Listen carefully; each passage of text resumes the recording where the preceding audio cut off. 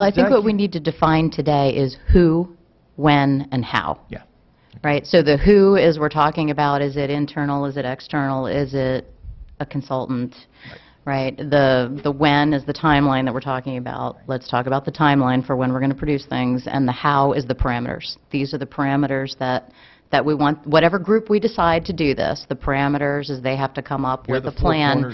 Here are the constraints of you need to come up with a plan that meets these parameters. I don't necessarily agree, because I think there's another way to do this, because I think, and I'm not, obviously I want community input, but so if we put Marcia and Donna and me on a committee to close schools, are you going to vote to close a school in your area? There's no way. Are you? You wouldn't vote to close a school in your area. There's no way that you're going to have somebody from the community vote to close a school that's in their area. That's not going to happen. So I guess, I mean, I've kind of have a reverse approach where I feel like we should maybe send this out for community feedback in the fall,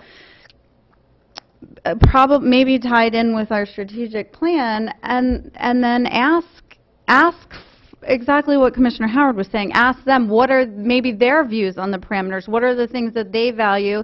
I mean, we obviously know what we think.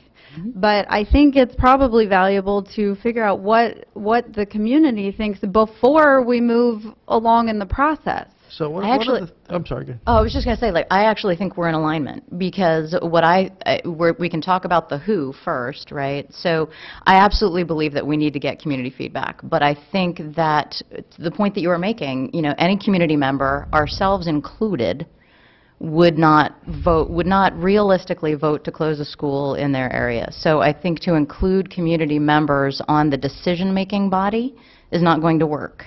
Okay. Right? So I think it needs to be an internal committee of decision makers, internal to CCPS, but with significant community input and feedback into that process. And I'd like to define up front, and I would like to define how we expect to go out and get that community feedback and input.